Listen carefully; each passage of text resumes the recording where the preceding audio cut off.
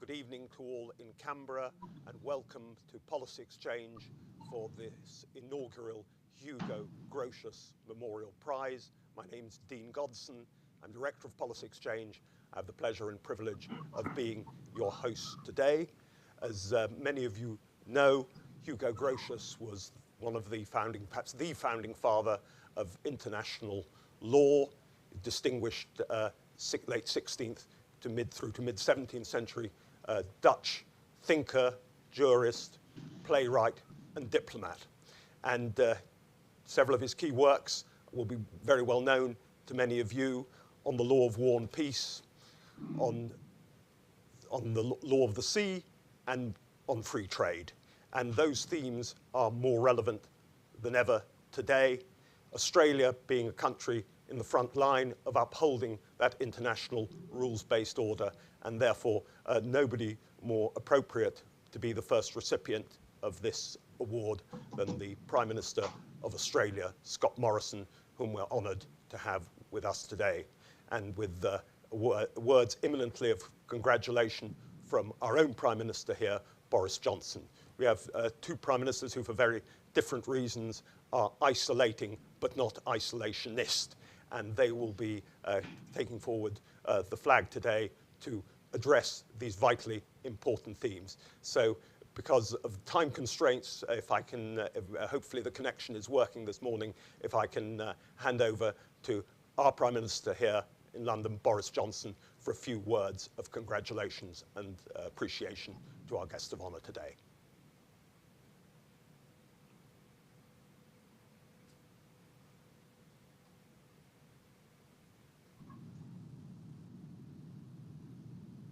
Can you hear me? Good evening to everybody in Canberra. Good morning from London. It gives me great pleasure to...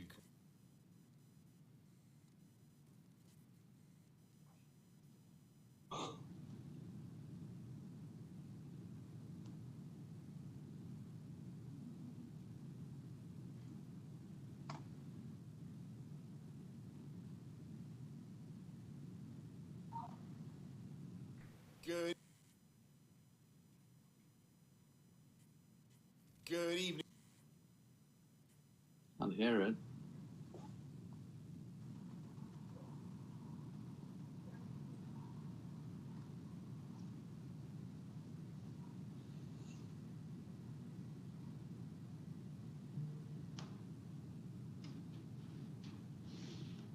Good evening.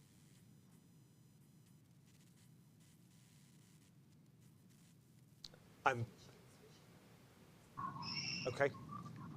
We seem to be having difficulty having connection with our own Prime Minister. So, Prime Minister Morrison, if I can just proceed now for myself, just one, to extend the appreciation to you, but obviously because of the intense relevance to Australia of what's happening in the Indo-Pacific region, in Hong Kong, in the South China Sea. These are challenges which you face daily as Prime Minister, most obviously last week with the 14 grievances articulated by the People's Republic of China. And we know that being on the front line as you are, you will have much to say. You very kindly agreed to speak to us first today, make your own remarks. We'll then hand it over for questions.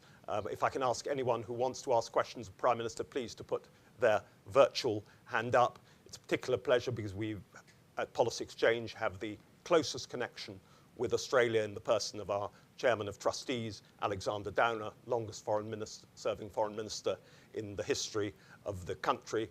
And we very much look forward to hearing what you have to say now. Over to you, and thank you.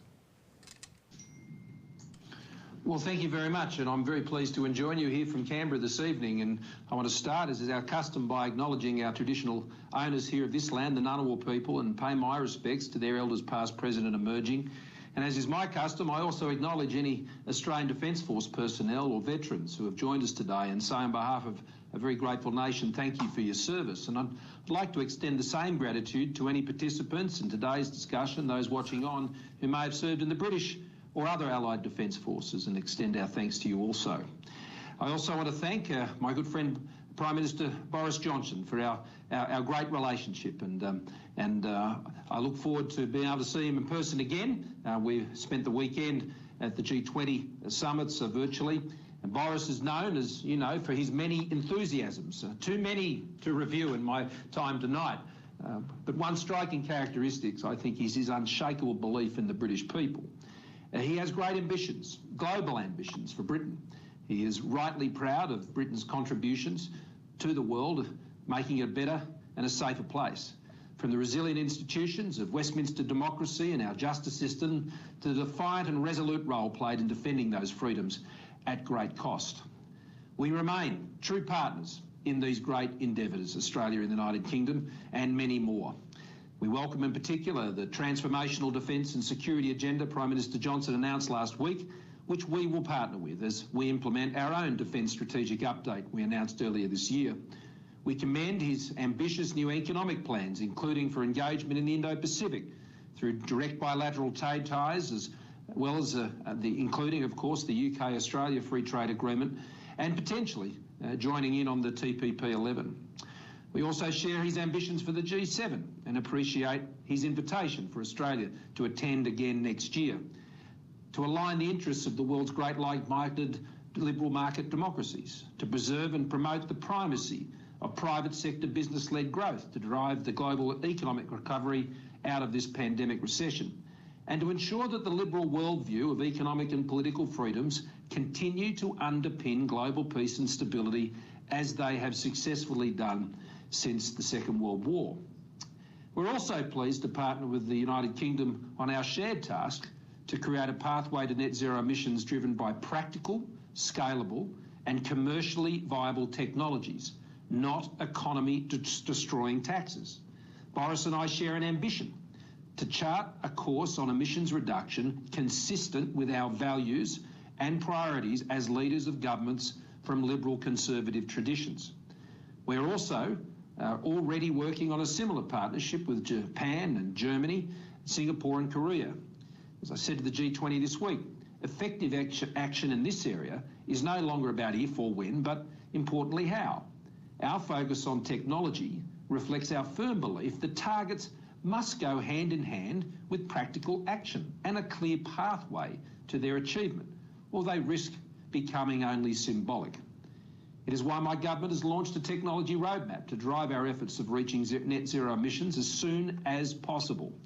We also noted the G20 that emissions, they don't have accents, they don't have languages or nationalities. To achieve global reductions in emissions, we must also have technology-led practical solutions for developing countries that will not impede their development. If developing nations believe the global climate change agenda is likely to make their nations less competitive and lower their living standards, well, their response will be obvious and straightforward. They will simply turn away. So we look forward to working with the UK to make COP26 a major step forward in dealing with the challenge of climate change. Ladies and gentlemen, it is a great delight and indeed a humbling honour to be with Policy Exchange and to accept this very kind inaugural Grotius Prize. I want to particularly thank the Director of Policy Exchange, Dean Godson, and of course their Chairman, a great Australian, Alexander Downer, for the invitation to speak with you today. Few Australians, if any, are as well versed in the practical realities of modern statecraft as Alexander, our nation's longest serving Foreign Minister from 1996 to 2007 and our former High Commissioner to the United Kingdom. It is nearly now 400 years since Hugo Grotius published The Rights of War and Peace. Grotius wrote most of the book while imprisoned in Loevestein Castle in the south of the then United Provinces, now known as the Netherlands. Now, given that I join you today from quarantine isolation, having recently returned from Japan, I hope my own isolation will be nearly as productive. The backdrop of Grotius' work was the 30 Years' War, a catastrophic conflict, political and sectarian, in which nearly a quarter of the population of Central Europe died from combat, disease or starvation. Grotius' work, one reviewer noted, was a triumph of intelligence over irrational impulses and barbarous propensities.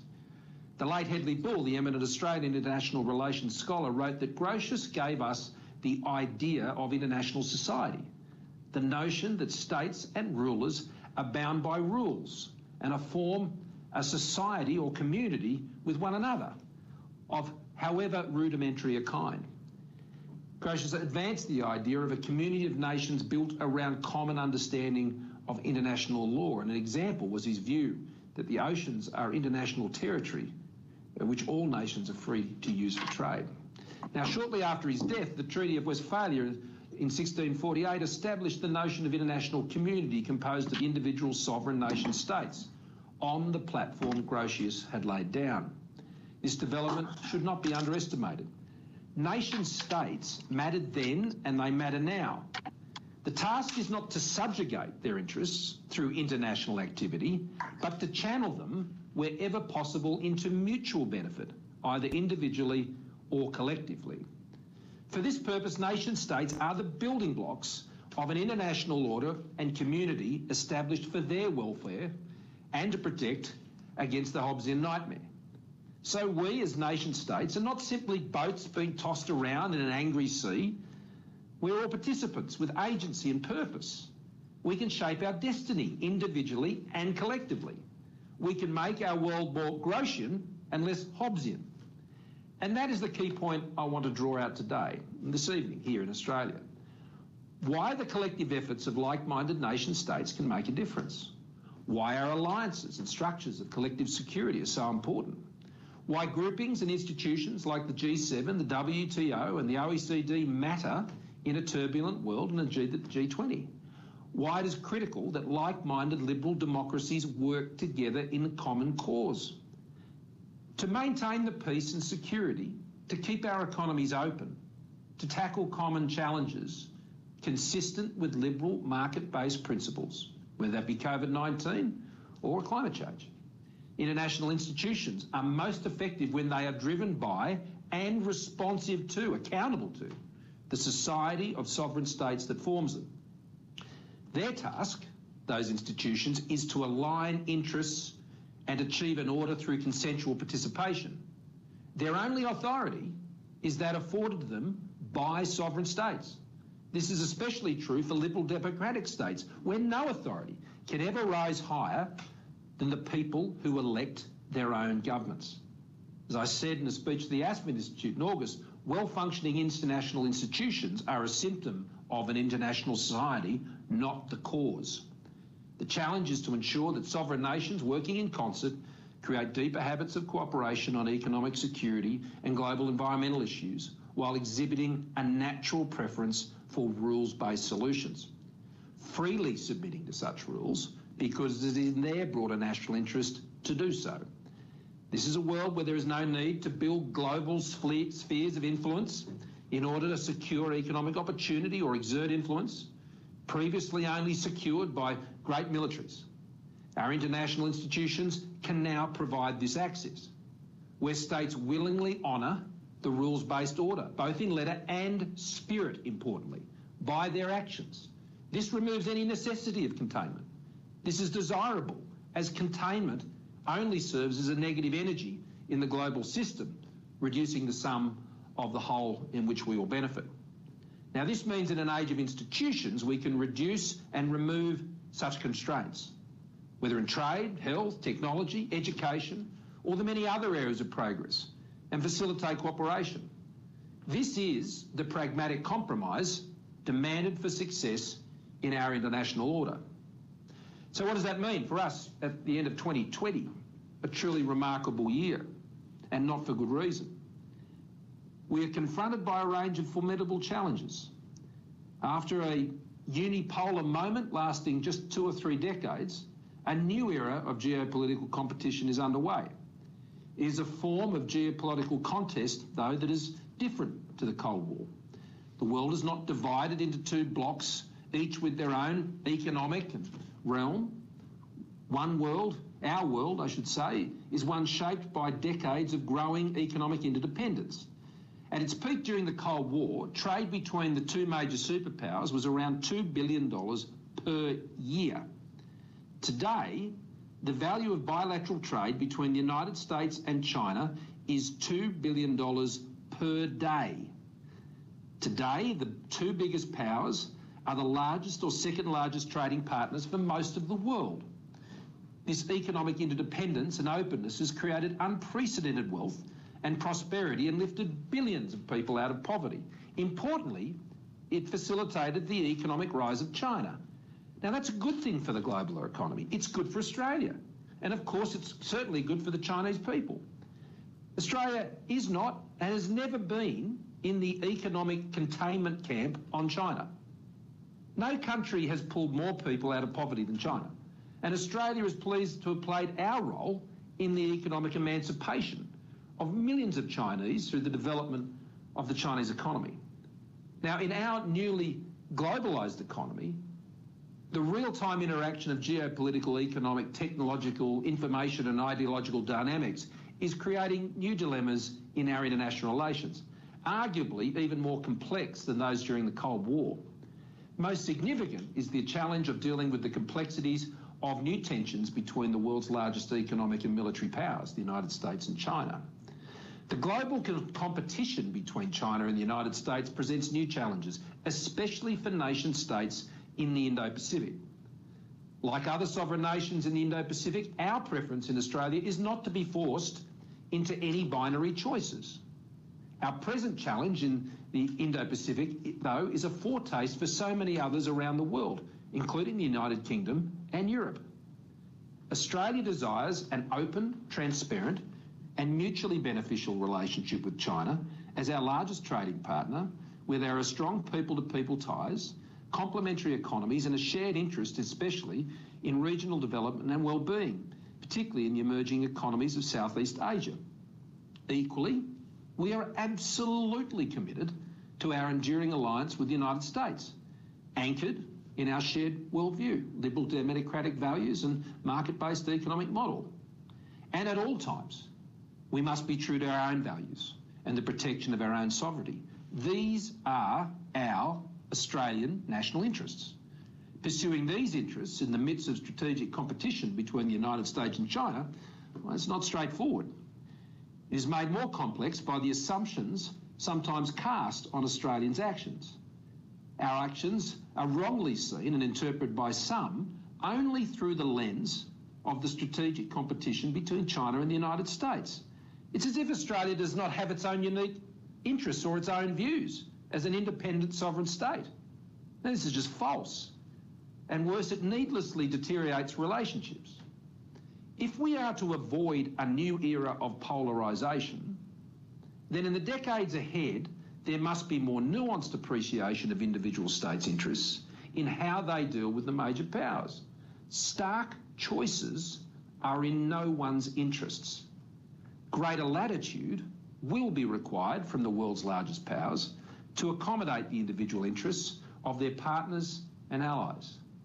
We all need a bit more room to move. Our international institutions also have an important role to play as circuit breakers, to provide the space and frameworks for meaningful and positive interaction to be maintained as a bulwark against any emerging divide.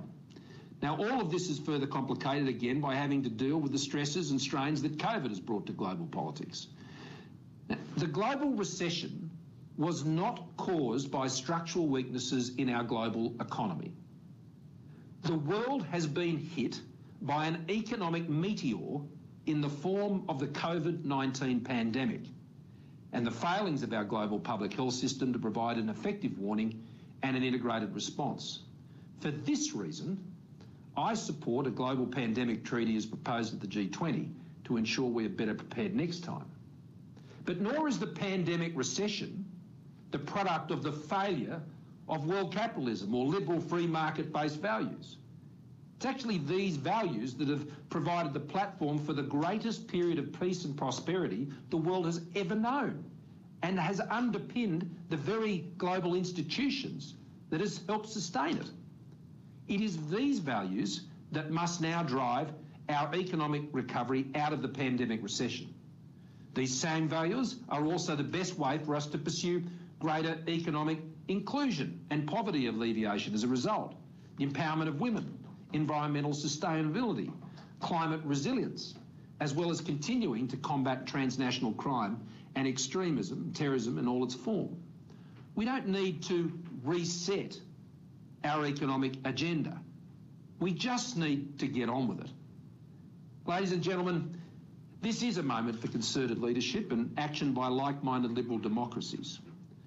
For inspiration, there is no finer example than the Atlantic Charter signed by US President Franklin Roosevelt and UK Prime Minister Winston Churchill on the deck of the USS Augusta, anchored in Placentia Bay off the south-east coast of Newfoundland in August 1941.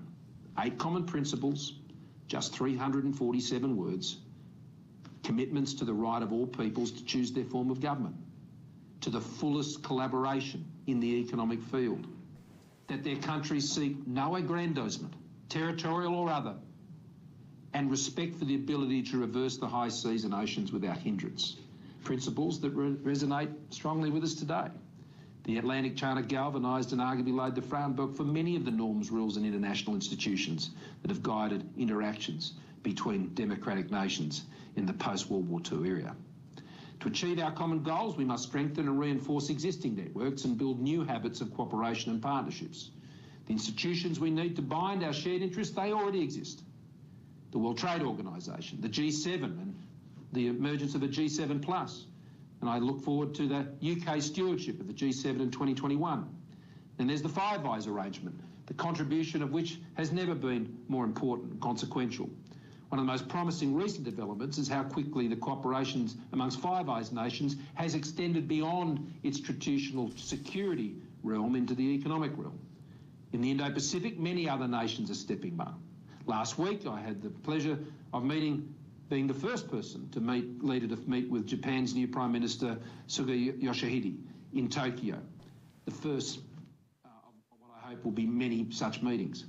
Australia and Japan are special strategic partners, committed to fundamental shared values and to an Indo-Pacific that is free, open, inclusive and resilient. And I agree with Yoshi, as he invited me to call him that way, when he said, in the Indo-Pacific region, the security and defence cooperation between Japan and Australia, having the will and capacity to contribute to regional stability, are becoming increasingly important. So together we announced in principle agreement on a reciprocal access arrangement for our defence forces, a landmark treaty that will facilitate even closer cooperation on defence and security between our two liberal democracies. We also reinforced our commitment to the Quad, where we join with our US and Indian friends in supporting a strategic balance in the Indo-Pacific underpinned by agreed rules and norms. Under Prime Minister Modi, India's contribution to regional peace and stability has never been more influential, while its economic weight has never been more consequential. But there are some notable gaps to fill. In recent years, 2 large regional trade agreements have been forged in the Indo-Pacific. The 11-nation TPP in 2017 and the 15-nation Regional Comprehensive Economic Partnership, or RCEP, just a few days ago. Unfortunately, 2 of the most important economies in our region, the United States and India, have decided not to join the TPP or RCEP. Of course, we respect those decisions, but they remain welcome to join. Our response is straightforward. Working with our partners, we plan to make the TPP such a powerful force, a compelling force for open trade and investment, that the US and in the future India and others will join without reservation. And that also includes the United Kingdom. And interestingly, President Xi Jinping has also now expressed at the APEC gathering on the weekend an interest in China's possible participation in the TPP. The critical thing about the TPP is that it developed WTO plus disciplines in key areas of intellectual property, digital commerce and state-owned enterprises. These are some of the areas where the WTO has frankly fallen short. The former director of the OECD wrote recently, the TPP has the potential to be the best mechanism for a solution to the biggest global trade problems. The OECD also has a critical role to play in support of open trade and market-based principles. The world will not recover from the COVID-19 recession if we trade and invest less or relinquish hard-won lessons on market-led wealth creation.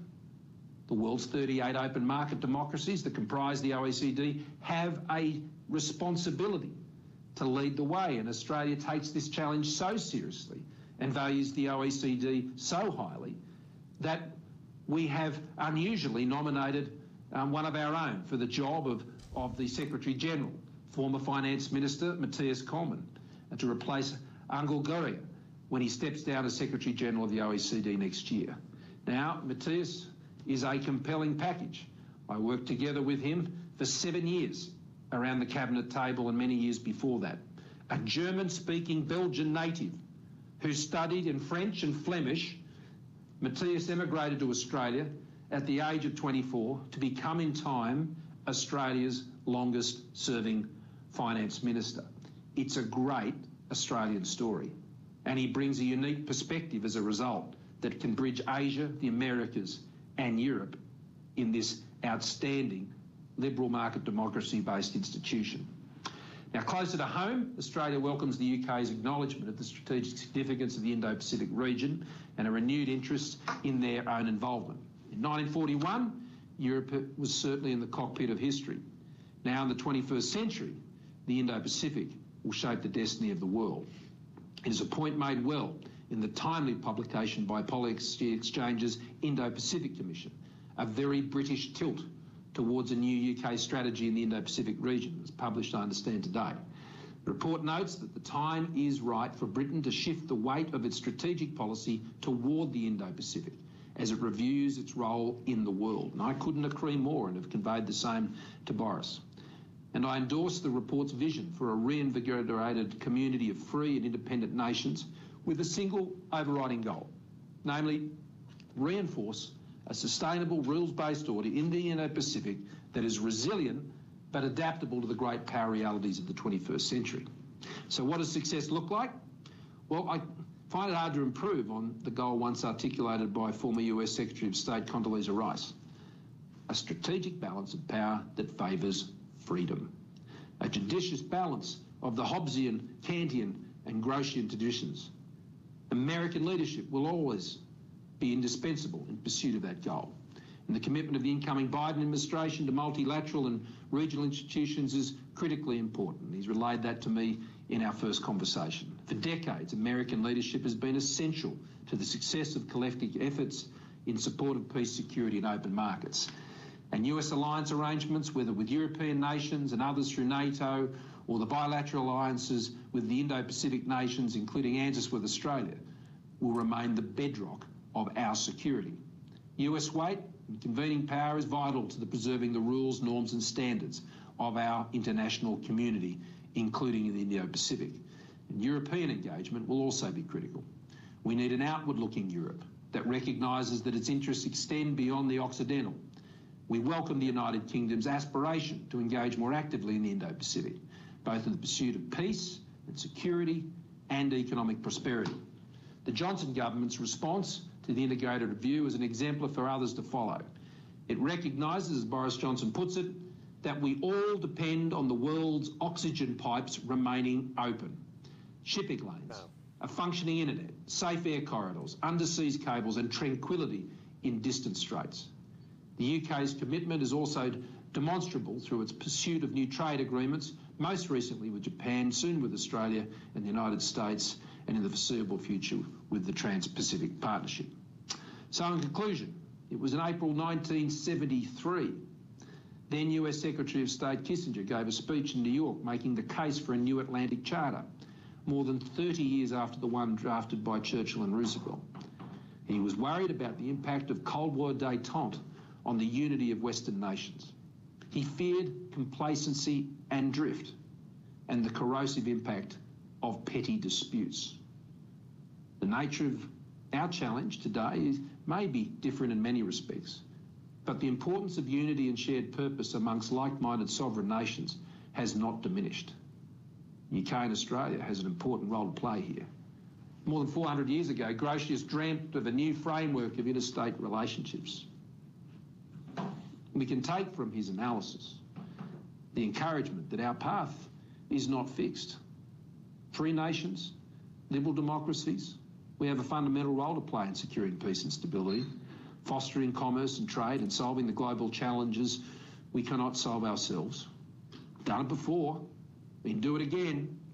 We have a rich history of cooperation to draw on. We must all play our part. Thank you for your very kind attention.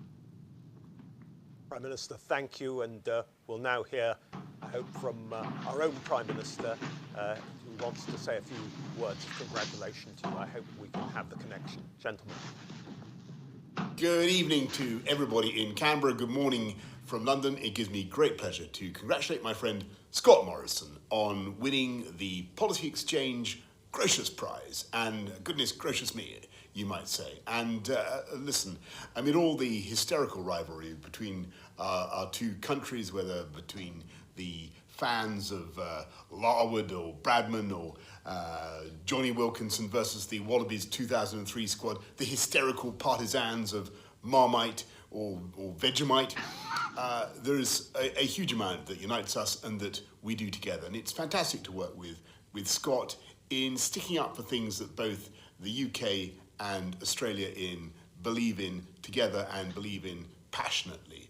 Our common security, our principles, our belief in democracy, in fundamental freedoms, in the rules-based international system. And of course, there's also the small matter of free trade. And I'm delighted that we're doing a deal. I hope that we'll be able to conclude a deal that will see finally the people of Britain able to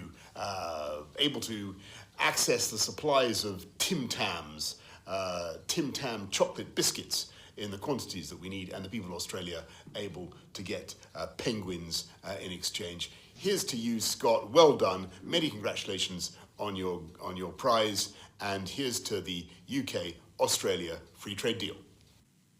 Thank you, Prime Minister. And now we're going to, Prime Minister Morrison very kindly agreed to answer questions. If I can just ask people, one, to stick up their virtual hands so you can have the greatest possible choice of questions from across the international community.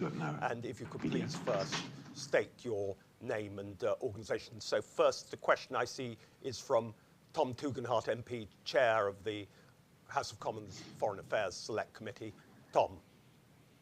Thank you, Dean, and congratulations, Prime Minister. And thank you for your defence of the international rules-based system. It's quite noticeable that in recent weeks and months, Australia has been on the front line with blocks coming to your sales overseas, particularly to China, from your defence of the rules-based system in the World Health Organization. You'll have read the report by Policy Exchange forwarded by Shinzo Abe, and you'll have seen, I hope, the work of the Foreign Affairs Committee in the last 2 years, pointing out the threat that some authoritarian states, and most notably China, pose to our international order.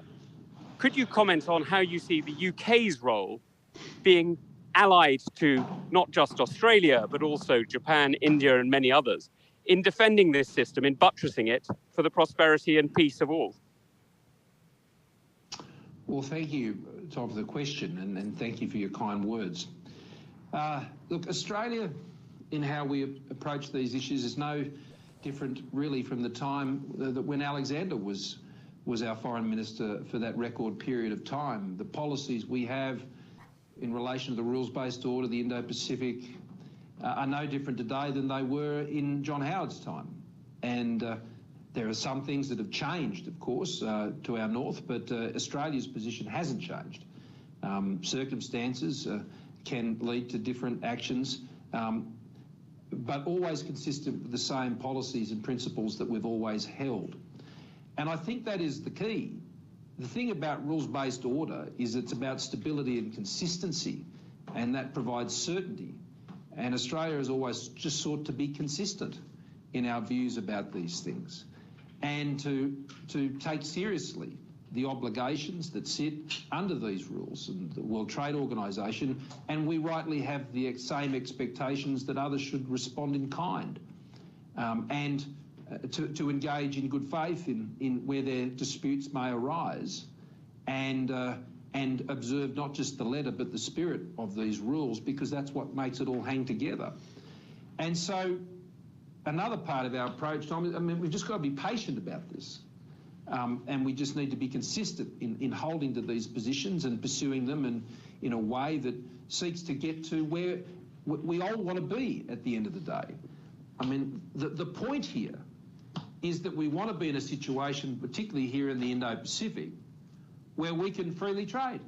and see the growth and prosperity of the nation states of the Indo-Pacific, whether it's Japan or South Korea or Indonesia, a great friend of Australia, Vietnam, with whom we have an extraordinary relationship that is just really blossoming, dealing with, in partnership with many of the sort of security issues and rule of law issues in relation to the South China Sea. We share views. We have completely different political systems, but we can come together with the shared understanding of the challenges in our region, and that's the outcome we seek.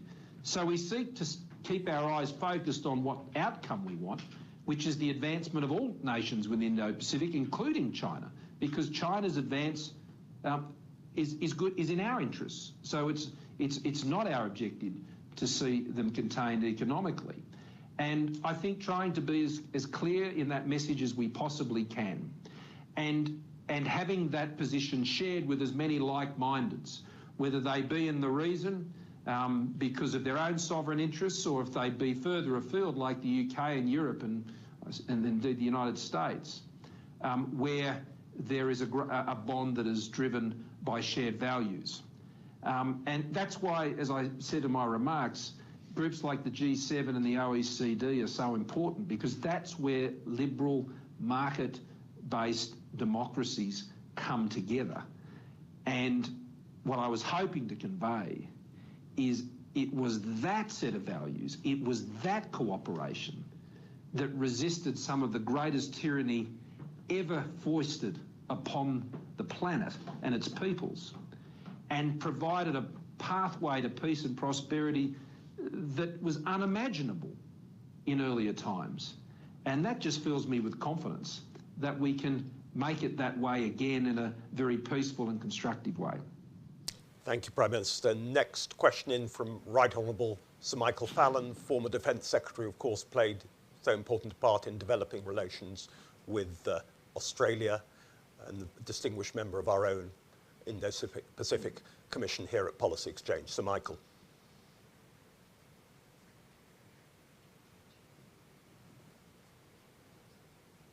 Do I have Sir Michael coming in?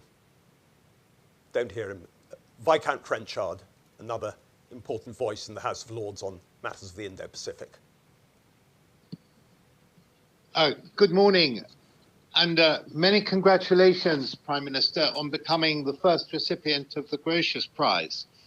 I was very pleased to hear that you mentioned the potential accession of the UK to the CPTPP, but would like to hear from you what are the principal issues the UK might face in seeking and achieving accession, and to what extent Australia can help the UK overcome those issues, and what timescale do you think is realistic for that? I think some British people are a little confused to have heard recently about RCEP. To what extent does it cut across the CPTPP, and to what extent is it complementary to it? Thank you. Well, thank you, and thank you also for your kind congratulations. For a very good question. First of all, the TPP is a much more ambitious trade agreement than RCEP. And it really builds and goes beyond, I think, the WTO baselines. As I said, it goes into digital commerce and a range of other areas, which make it quite a landmark agreement, the new platform upon which others, we think, can be built upon. RCEP is an important agreement for the Indo-Pacific region, because for the first time it brings all of those 15 countries into one arrangement, and that is its greater power. And that will mean a lot. I mean, we have 14 agreements already with each of those partners in the RCEP. So from Australia's point of view, we had already achieved the access through our individual bilaterals, and that largely simplifies it now through RCEP and creates a form of economic community. For TPP, though, it goes much beyond that, and Australia fought hard, and I acknowledge particularly the former Prime Minister, Mr Turnbull, and the then Trade Minister Shobo, who worked very hard to keep the TPP alive after the decision by the United States not to participate. And we were successful in doing that, and we particularly worked with Shinzo Abe as Prime Minister, who was outstanding also in leading the charge to see the TPP realised. Now, I remember when the decision had been taken following Brexit, I met then with then-Chancellor Hammond. We were in Shanghai, I think, or in China somewhere, at one of the many G20 meetings, and it was his first visit there as Chancellor. He'd previously obviously been Foreign Minister.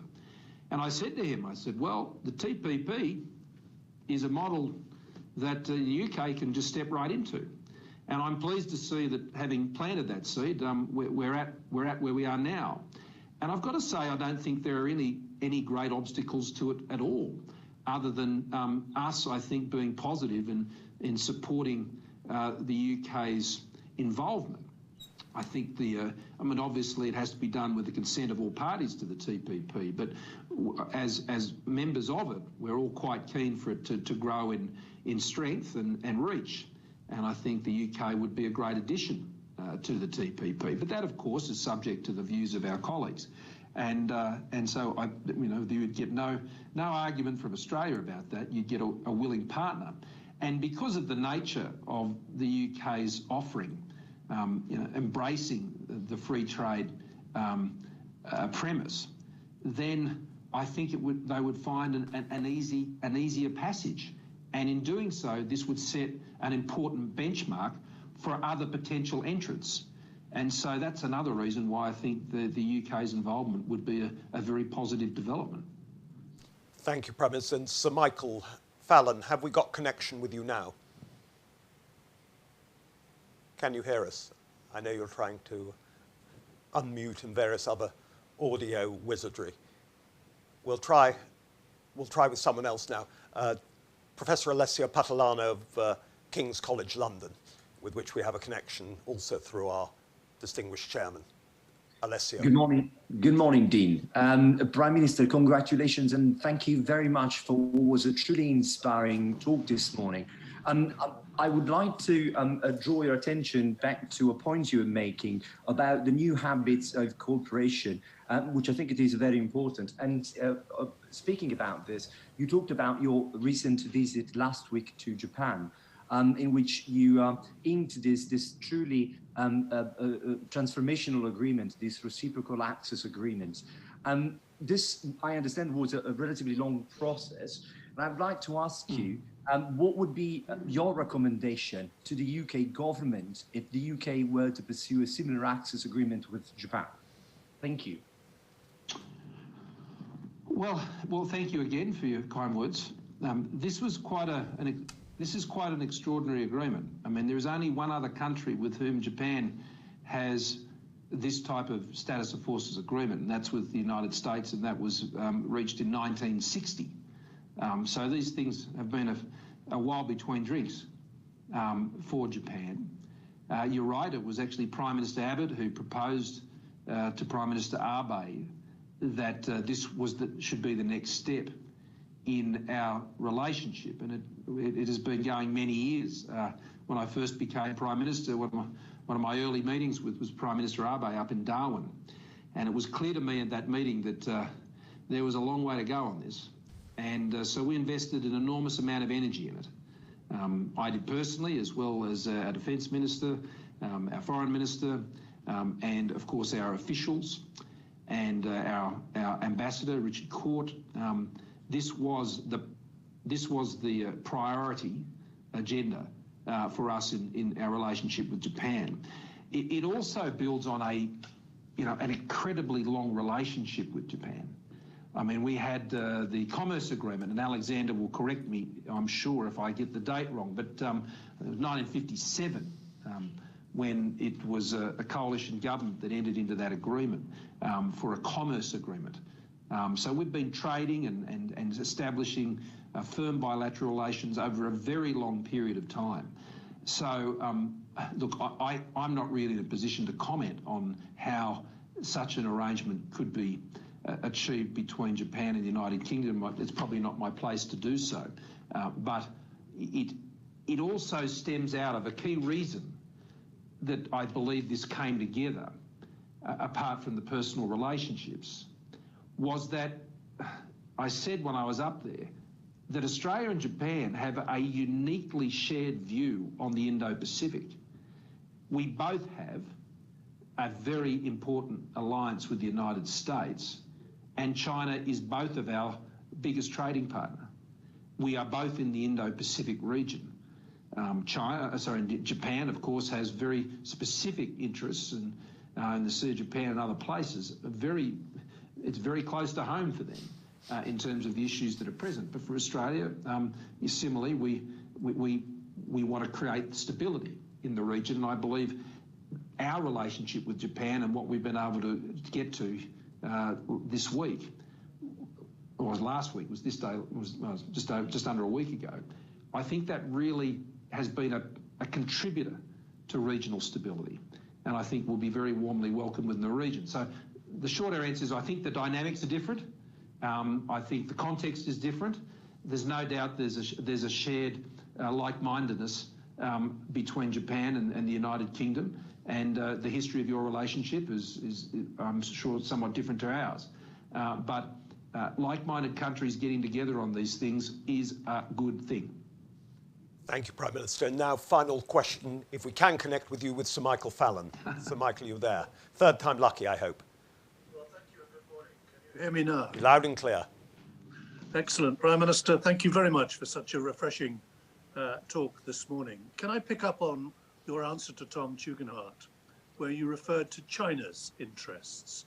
When it comes to international agreements like the Law of the Sea Convention, given China's legitimate ambition to expand its reach across the Indo-Pacific and beyond, how do we persuade China that one day it really will be in its own interests to respect a convention as strong as that and to abide by its rulings? Well, Sir Michael, and good to hear from you again. I remember we met on several occasions, I think, when I was last in the UK. Look, this is the $64,000 question, really. I mean, it's very difficult, I think, to understand the mind of China and their outlook, but it's our task to seek to do so. Of course, there are tensions. I won't deny that, but I do feel that many of the tensions are based on some misunderstandings. And I think one of the key misunderstandings is a level of confidence about what we see as the end result. Our end result, from Australia's point of view, as I said, is not containment. Our end result is happy coexistence, respecting each other's sovereignty and systems, and being able to happily coexist in a mutually beneficial relationship. And I believe that's where both parties in this relationship have a lot more work to do to get to that shared understanding of what we see the ultimate goal as being. And I suppose for all other like-mindeds, it's the same goal. I think we have to be able to be convincing, and it's certainly Australia's position, that that's where we want this to end up. And if we can work from there and go backwards, then I hope that will create a better environment for the relationship we're having now. But I do think all of these things are heavily clouded and distorted by the overwhelming influence of the strategic competitions and the tensions that arise from that between the United States and China. Very difficult to see others other than through the lens of that relationship with the United States. And perhaps the atmospherics of that relationship will change following the most recent election. I do believe in the US system, though. There is a strong resolve there on these issues. And that is largely a bipartisan view, as best as I could see in the United States.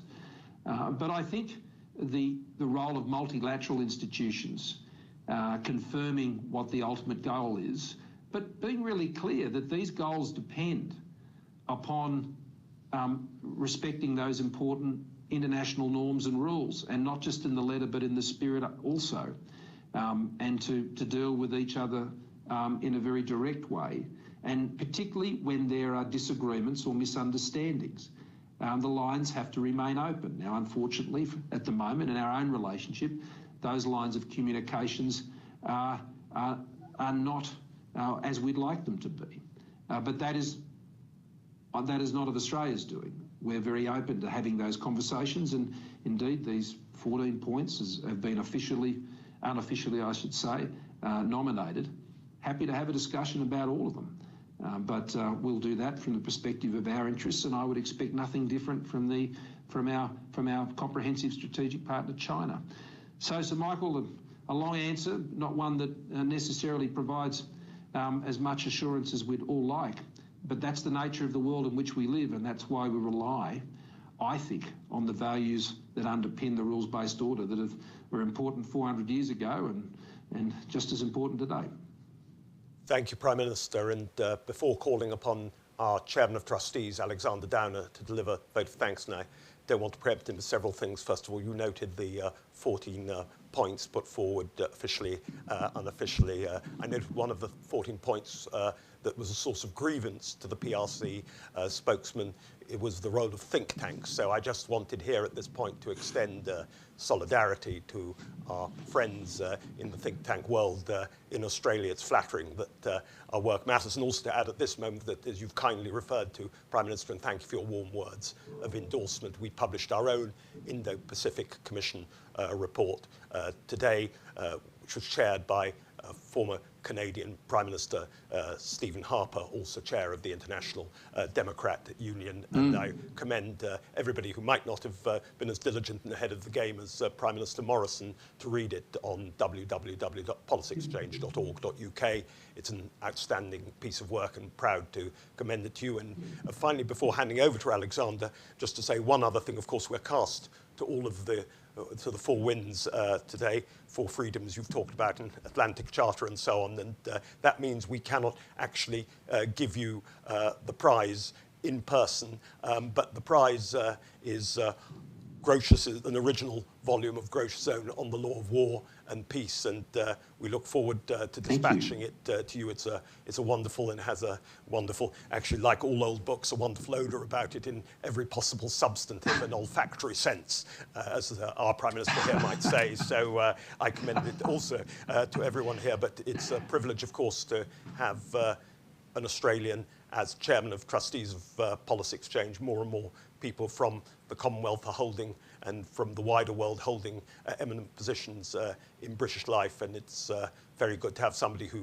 understands the issue so thoroughly as Alexander, as the longest-serving Foreign Minister in Australia's history, and subsequently as a distinguished High Commissioner in London, following in the footsteps, of course, of his father, who embodied so many of these themes we're addressing today. Alexander, over to you.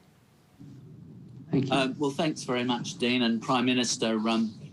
First of all, let me congratulate you on being the first recipient of the Grotius Prize, and also on your really excellent speech this morning or this evening to us all. I think those listening will be quite inspired by it, because it does demonstrate, if you'll excuse me sounding a little here, that the government, and especially under your leadership times, has a very sound and coherent and clear foreign policy. And it's always important for a country to have that. And I think you've articulated 3 or 4 very key principles which make for a good foreign policy. First of all, no doubt about this, a robust defence of the national interest and national sovereignty. And even your worst critics wouldn't say that you had let the side down on that front. There have been times when you've been very robust, and quite rightly so. Secondly, a good foreign policy, which you have demonstrated in your speech this morning and in practice, is one that contributes where it makes sense to collective efforts to deal with international problems. And the efforts that you've made to contribute to trade liberalisation, to climate change, and of course to the pandemic, where maybe collective efforts could have been better than they have been, but your commitment to all of those things, I think, is really laudable, and it's coherent, and it makes sense. I think the third thing to say is that, and you've talked about this quite a lot this morning or this evening, that you have to deal in Australia with the most important single geopolitical issue of our time, which is the rise of China. You've used a phrase which I used for years, that a policy of containment of China will never work. We shouldn't pursue a policy of containment. We should pursue a policy of engagement and cooperation with China. They haven't been very cooperative. You can't say that, but I will. I think they could have been much more cooperative with Australia than they have been, and I don't think it's in their interests not to collaborate and cooperate with Australia. But nevertheless, I think you've handled it with great courage often and very well, and set quite an example to the world. I also think the broader Indo-Pacific strategy, as a continuation, as you said, of what we did way back in the days of John Howard, and that is effectively, and you quoted Condi Rice here, building a power balance in the region, the evolution of the trilateral security dialogue into the Quad, the amazing agreement that you struck last week with the Japanese, the reciprocal access arrangement. It's a huge achievement that not to be understated or underestimated. Demonstrates how this power balance in the region is such an important component of keeping the region stable and prosperous. And I suppose the last thing I wanted to say is that Policy Exchange is launching its Indo-Pacific Commission report today, and I know Australia, and you've referred to this, would welcome the UK to join the TPP or the CPTPP and conclude very quickly a free trade agreement with Australia and other countries in the region. I'm personally delighted that so many people in the UK want to get the UK back into the Indo-Pacific region, and I personally, and I know you'll agree with me, think that this will be very much in Australia's interest as well. So, Prime Minister, congratulations, and it's been wonderful to spend some time with you this morning. Thank you very much, Alexander. That's very, very, very kind words, and I appreciate them very much, given our long association. Over and out. Thank you, everybody.